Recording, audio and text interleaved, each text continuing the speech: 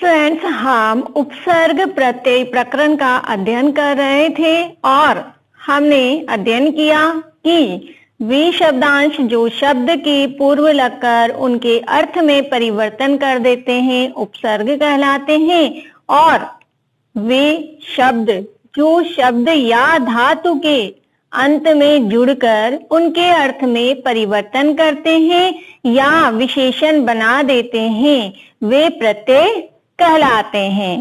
प्रत्यय 5 प्रकार के होते हैं। कितने प्रकार के?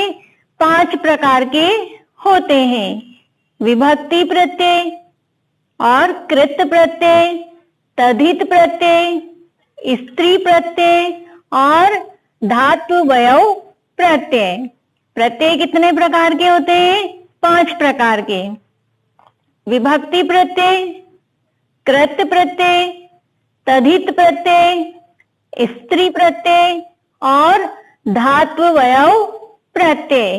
तो हमने विभक्ति प्रत्यय में अध्ययन किया था कि धातु के अंत में ती त अंति लगते हैं वो प्रत्यय कहलाते हैं, और प्रातिपदिक के अंत में सु औ और जस आते हैं। तो ये सु औ जस और तीता अंति क्या है? प्रत्यय है। उसी प्रकार से हमने कृत प्रत्यय का अध्ययन किया था। अब हम अगले इसी क्रम में तद्धित प्रत्यय का अध्ययन करने जा रहे हैं। तो देखिए, तद्धित प्रत्यय। तद्धित प्रत्यय संज्ञा और सर्वनाम के बाद प्रयुक्त होने वाले प्रत्यय तद्धित प्रत्यय कहलाते हैं। संज्ञा और सर्वनाम के बाद जो प्रत्यय प्रयुक्त होते हैं वे प्रत्यय क्या कहलाते हैं? तद्धित प्रत्यय। उदाहरण देखेंगे, जैसे शिव प्लस अण। अब ये अण प्रत्यय है और अण प्रत्यय के योग से यह शब्द जो बन रहा है वह बन रहा है शेवः। शेवः, शिव प्लस अण, शेवः। अगला देखिए, श्री प्लस मतुप। श्री प्लस मतुप। श्री में मतुप प्रत्यय का संयोजन करने से शब्द बन रहा है श्रीमान। श्री प्लस मतुप और शब्द बन रहा है श्रीमान। अगला प्रत्यय देखिए, स्त्री प्रत्यय। जब पुल्लिंग शब्दों को स्त्रीलिंग में परिवर्तित किया जाता है, स्त्रीलिंग में बदला जाता है, तो वहां स्त्री प्रत्यय होता है।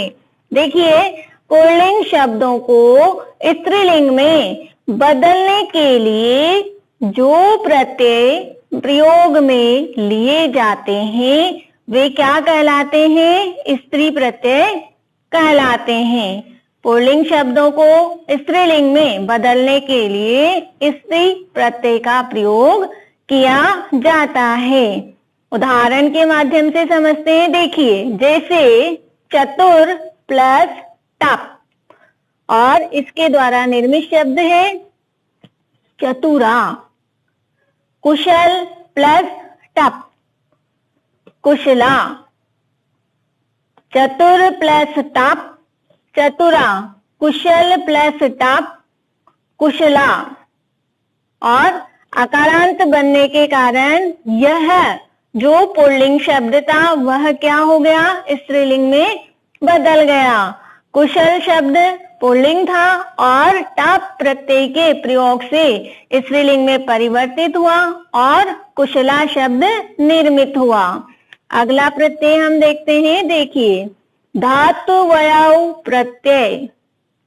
धात्ववयव प्रत्यय। अब धात्ववयव प्रत्यय क्या होते हैं? देखिए, धातु और विभक्ति के बीच में, धातु और विभक्ति के बीच में प्रयुक्त होने वाले प्रत्यय धात्ववयव प्रत्यय कहलाते हैं।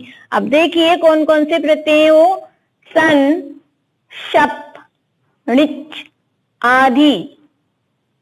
शन, शप, णिच आदि धात्ववयव प्रत्यय होते हैं।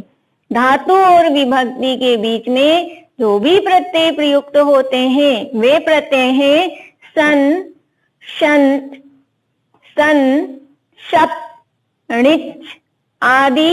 ये धातु वयव प्रत्यय होते हैं। इसका प्रयोग कैसे होता है? जैसे पठ प्लस णिच प्लस तिप, और इसके द्वारा निर्मित शब्द बनेगा पाठयति। पठ प्लस णिच प्लस तिप और निर्मित शब्द बना है पाठयति। कानिचन उदाहरणानि, कुछ अन्य उदाहरण हम और देखते हैं जो अधिकतर प्रयोग में लाए जाते हैं। अन्य उदाहरण में हम कत्वा प्रत्यय, ल्यप प्रत्यय और तुमुन प्रत्यय का अध्ययन करेंगे। तो देखिए, कत्वा प्रत्यय का प्रयोग कर के अर्थ में होता है, अर्थात जब हमें यह ज्ञात होता है कि एक क्रिया के बाद दूसरी क्रिया निश्चित रूप से हो रही है, तो वहां पर कर के अर्थ में कत्वा प्रत्यय का प्रयोग किया जाता है। उदाहरण के माध्यम से समझिए। देखिए, गम प्लस कत्वा और शब्द बनेगा गत्वा। शब्द क्या बनेगा? गत्वा, और गत्वा का अर्थ होगा जाकर, जाकर। अगला देखिए, पठ प्लस कत्वा, पठ प्लस कत्वा, और पठ प्लस कत्वा को जब हम संयोजन करते हैं, जोड़ते हैं, तो शब्द निर्मित होता है पठित्वा, और जिसका अर्थ होता है पढ़कर। हस प्लस कत्वा और निर्मित शब्द बनेगा हसित्वा, हंस कर। तो हमने उदाहरण के माध्यम से देखा कि कर कर कर कर के अर्थ में कत्वा प्रत्यय का प्रयोग हो रहा है, और जब हम इसको धातु के साथ संयोजन करते हैं तो इसका त्वाशेष रहता है और क का लोप हो जाता है। आगे देखिए वाक्य प्रयोग। अहम पुस्तकम पठित्वा गृहं गमिष्यामि। अहम मैं पुस्तकम पुस्तक को पठित्वा पढ़कर गृहं गमिष्यामि घर को जाऊंगा, अर्थात मैं पुस्तक पढ़कर घर जाऊंगा। दो क्रिया हो रही है, एक क्रिया के बाद दूसरी क्रिया आ रही है, इसीलिए यहाँ पर कर के अर्थ में पठित्वा शब्द का प्रयोग किया गया है। आगे देखिए ल्यप प्रत्यय। अब ल्यप प्रत्यय का प्रयोग भी कर के अर्थ में होता है। अब अंतर क्या है ये हम समझते हैं। देखिए, परि प्लस त्यज प्लस ल्यप शब्द निर्मित होगा परित्यज्य, छोड़कर, परित्यज्य छोड़कर। उप प्लस गम प्लस ल्यप और शब्द निर्मित होगा उपगम्य, अर्थात समीप जाकर, समीप जाकर। वाक्य प्रयोग देखिए, श्यामः गृहं परित्यज्य वनं गतवान। श्यामः श्याम गृहं घर को परित्यज्यम छोड़कर वनम गतवान वन को चला गया। श्याम घर को छोड़कर वन को चला गया। तो अब यहाँ हम समझते हैं कि कत्वा प्रत्यय और ल्यप प्रत्यय में अंतर क्या है। दोनों का अर्थ एक ही आ रहा है, करके के अर्थ में। तो यहाँ पर अंतर यह है कि ल्यप प्रत्यय में जब धातु के आगे क्या आ जाता है, उपसर्ग आ जाता है, तो वहां पर कत्वा प्रत्यय के स्थान पर ल्यप प्रत्यय का प्रयोग किया जाता है। जब उपसर्ग आ जाता है तो कत्वा प्रत्यय के स्थान पर किसका प्रयोग किया जाता है? ल्यप प्रत्यय का प्रयोग किया जाता है। उपसर्ग आ रहा है तो वहां पर ल्यप प्रत्यय, उपसर्ग नहीं आ रहा है तो वहां कत्वा प्रत्यय। बस यही अंतर हमें याद रखना है। तो यह परि क्या है? उपसर्ग। उप क्या है? उपसर्ग। अब इनसे मिलकर शब्द बन रहा है परित्यज प्लस ल्यप, और परित्यज्य अर्थात छोड़कर। उप उपसर्ग से निर्मित शब्द बन रहा है उप प्लस गम प्लस ल्यप, और निर्मित शब्द है उपगम्य।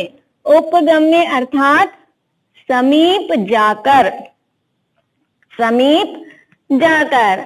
वाक्य प्रयोग देखिए, श्याम गृहम परित्यज्य वनम गतवान। श्याम घर छोड़कर वन को चला गया। श्याम घर छोड़कर वन को चला गया। आगे देखिए, तुमुन प्रत्यय। तुमुन प्रत्यय जिसका प्रयोग के लिए के अर्थ में होता है। तुमुन प्रत्यय का प्रयोग के लिए के अर्थ में किया जाता है। गम प्लस तुमुन, शब्द बनेगा गंतुम। गंतुम जाने के लिए। पठ प्लस तुमुन पठितुम, और इसका अर्थ होगा पढ़ने के लिए। चल प्लस तुमुन निर्मित शब्द बनेगा चलितुम, अर्थात चलने के लिए। तो देखिए, जाने के लिए, पढ़ने के लिए, चलने के लिए, तो तुमुन प्रत्यय का प्रयोग किसके अर्थ में हुआ है? के लिए के अर्थ में। कत्वा और ल्यप प्रत्यय का करके के अर्थ में। वाक्य प्रयोग देखिए, लता पुस्तकं पठितुं पुस्तकालयं गच्छति। लता पुस्तकं पुस्तक को, पठितुं पढ़ने के लिए, पुस्तकालयं गच्छति पुस्तकालय जाती है। अर्थात लता पुस्तक पढ़ने के लिए कहाँ जाती है? पुस्तकालय जाती है। तो हमने देखा कत्वा ल्यप और जो तुमुन प्रत्यय हैं उनका अलग अलग अर्थों में प्रयोग होता है, और साथ ही हम यह भी समझते हैं कि ये कत्वा ल्यप और तुमुन प्रत्यय जो है वह प्रत्ययांत अव्यय है।